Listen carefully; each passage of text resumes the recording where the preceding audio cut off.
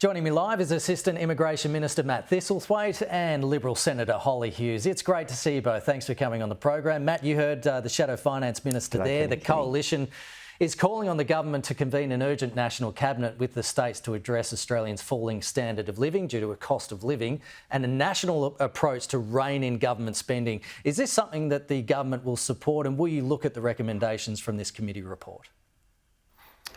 We'll certainly look at the recommendations, and we know that Australians are struggling with cost of living. That's why it's been the number one priority of this government. That's why we instituted the tax cuts. That's why we have the energy rebates in place. That's why we've made medicines cheaper. That's why we boosted the childcare rebate. That's why we expanded paid parental leave. All of these measures aimed at ensuring we're supporting Australians with the cost of living. And Jane Hume there might want to think about supporting some of those measures instead of voting against them, as the opposition did on a number of those measures. So we appreciate that Australians are struggling with cost of living, but that's why we put in place all of these measures to try and help people get through this difficult period.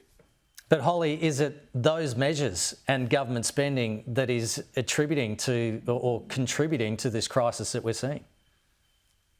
Absolutely. Australians don't need a report to tell them that their standard of living has fallen since this government has been in power. We know the average family needs to find an additional $35,000 a year in mortgage repayments. It's a substantial amount of money that families are having to find just to keep a roof over their heads. Energy bills have gone through the roof. The price of groceries have gone through the roof. Some of these initiatives the government has put in place have actually just been a tricky way to try and undermine inflation and make it look lower through the direct payments to the energy companies. And we're seeing that this government spending is just continuing to increase. We've seen that it's gone up another 5% GDP in the June quarter to 27%.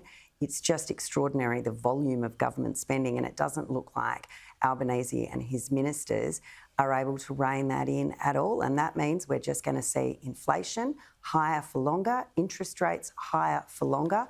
And as we're going to start to see more and more Australians facing bracket creep and paying more and more personal income tax every single year.